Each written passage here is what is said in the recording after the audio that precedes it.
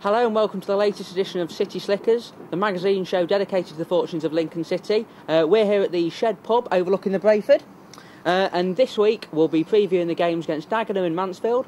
I'll be reviewing the last 7 days at Sincil Bank with Imps writer Leigh Curtis, and we'll be hearing from Imps boss Peter Jackson, Lionel John Lewis and Paul Green.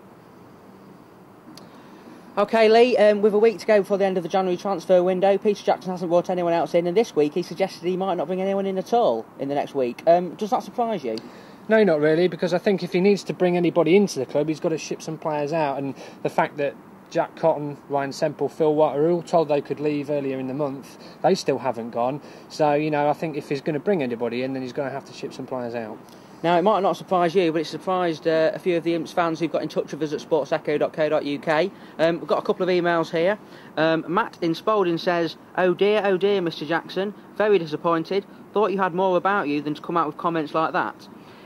If we are to beat two poor struggling teams, suddenly does that make our defence world beaters? Come on, everyone can see the weakness in the squad. Surely he can't be that naive not to bring in at least one good centre-half. And I've got one here from Nick from Lincoln who says, to me this is a very worrying comment. I felt we played our best defence against Rotherham United and it was clearly not good enough. Brown and Beavers will not take responsibility for the organisation of the defence and they lose concentration far too easily. Now Leigh, you must be able to understand where some of these fans are coming from. I mean, the squad's been underperforming all season. Surely they need some fresh blood in there.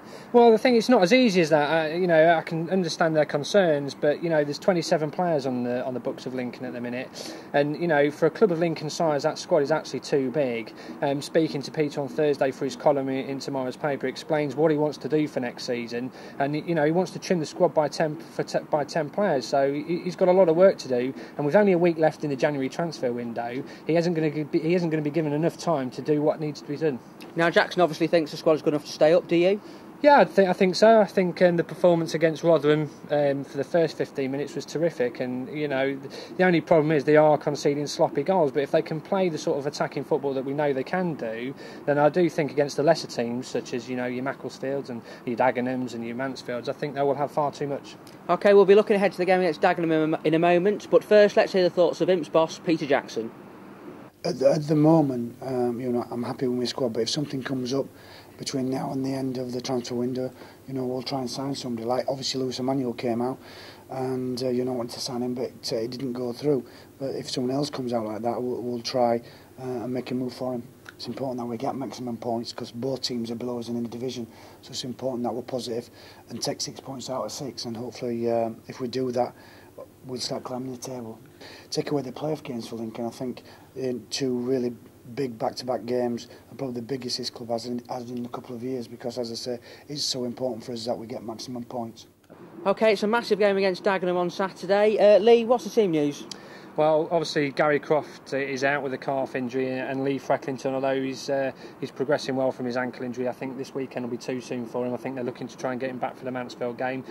One bonus is that Danny Ngesson comes back into the squad. He played in reserves on Tuesday. I went to watch him play. Did very well. Played 75 minutes. Scored a great goal, and it'll be a big boost for Lincoln. Now, what are you expecting from Dagenham? We saw them early in the season. They looked a reasonable outfit, didn't they? Yeah, reasonable. But I think with all of John Still's teams, what we've come to expect from him is what they'll want to get the ball forward quickly. It'll be long ball. I think Lincoln, they'll look to turn Lincoln at every opportunity, and I think it will be a battle. I think Lincoln for the first 10-15 minutes, I think it might be very scrappy, and then hopefully then on Lincoln can start to impose themselves. Now there'll be a familiar face coming back to the bank in Peter Gain, a good player for Lincoln, wasn't he? Yeah, great servant, good player, probably one of the most skillful in recent times, great left peg.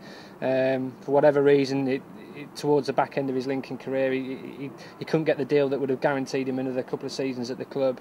I was sorry to see him go, and obviously he went to Peterborough, and obviously with what's going on there at the minute and with the players that they're signing, Peter's a quality player, but even he can't get into the Peterborough squad. So he's gone to Dagenham, and I think he wanted to be closer to his home. I think he's got a home in St Neots or somewhere like that. So that it might be a good move for him. Leigh, I'm going to have to put you on the spot now. What did you forecast in your Whiley v Curtis predictions this week?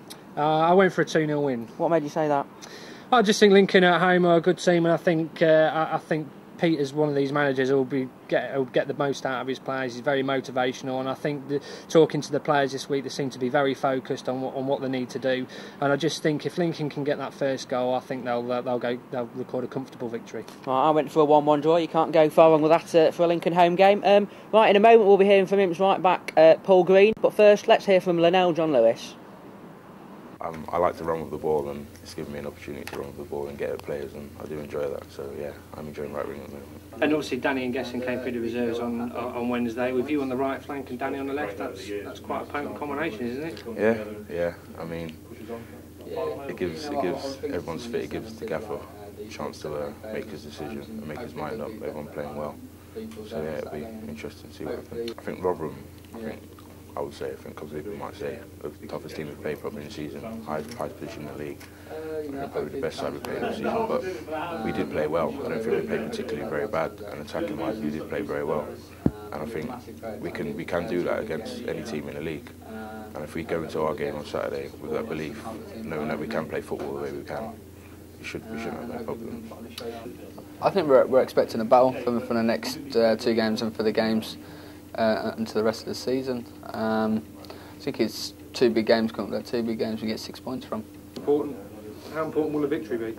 Oh, it'll be massive for us. I think if we keep a clean sheet, which we've only done once in the last spot since August, I think we'll win the game. I think we'll win the game anyway, but I think it'll be a battle. I mean, how disappointing has it been? Obviously, being part of a defence that's conceding stupid goals. Yeah, and like you say, they are stupid goals. They're not goals that teams are scoring great goals. It's just silly mistakes that are costing us. But like I say, it's at the other end as well, where we're not scoring the goals, where we're creating the chances, and other teams against us have created them chances and scored them silly goals. I mean, a great threat as well is obviously Ben White's aerial prowess as well. I mean, yeah. If you're getting balls into the box for him, it might make him a different threat altogether. Yeah, when the gaffer first coming in, we were putting balls on the box and we were getting something out of it, and luck was going our way if it went in or keeper made a good save.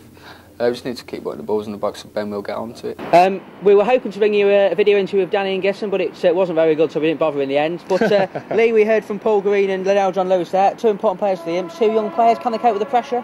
Absolutely. I think Lionel's proved that nothing phases him, even at the young age that he is. He's done very well on that right hand side. Left backs have really struggled against him. They seem to bounce off him at times, yeah. And Paul Green as well. I think Paul Green, since Peter's come to the club, has been reborn. He's played very well. His delivery from that right hand side has been absolutely terrific. Sometimes positional sense defensively lets him down, but people have got to remember he's only 20 years old, so he's still improving in that respect. And I think they're 2 good young players. I think they're very committed, very confident about what they do, and I think there'll be no problems on that score. Now, it's a huge week for the Imps. Dagenham on Saturday, obviously, but then it's Mansfield on Tuesday. Leigh, that's another massive game. We saw Mansfield earlier in the season. We weren't very impressed then, and I don't think they've improved much since, have they? No, they've really found it hard to get out of that bottom 2. Billy Dearden's got a tough job on his hands, although to be saying that, he's had a good cup run, and I just wonder how much that is, really affecting them, and they've also got a big game against Middlesbrough on Saturday. Whether that'll take much out of them for the Lincoln game on Tuesday, we'd hope so. I still think local derbies it'll be tight, and I think that will be another tough game. I suppose it depends on the result against Middlesbrough, how much it'll take out of them. If they go and beat Middlesbrough, they're going to be loving it, aren't they? Confidence is going to be sky high. Yeah, the ideal result for Lincoln would be for Middlesbrough to absolutely wallop Mansfield. That would be to really give their confidence a bit of a battering, and for the game on Tuesday. And then I think from if Lincoln can then get an early goal against them on Tuesday night, their confidence may take another bit of a drop down, and hopefully then Lincoln will go on to record what would be a great victory. Now it's prediction time again. What would be a good return from these 2 games? Are they both must win? I think so, yeah. With the situation it is at the bottom of the table, I think they've got to be looking at 6 points. I think Peter's targeted 6 points as well. I don't think a win and a draw would be any good. I think if they can get those 6 points, beat these 2 teams, get on a bit of a roll, then hopefully that, you know, over the coming months, that, you know, Lincoln can start to get themselves away from that danger area and look towards mid-table, a bit like Grimsby have done. Okay, thanks, Lee. That's just about it for this week's show. I'd just like to thank the Shed Pub for their hospitality again. Now, just to remind you, if you can't get to the games against Dagenham and Mansfield, you can join me for the Big Match Live, which you can access on sportsecho.co.uk. And you can join me and Mark in the Siren FM studios on Monday afternoon. We'll be having a podcast and we're looking at reviewing all the action from the weekend. Until then, have a great weekend. Cheers.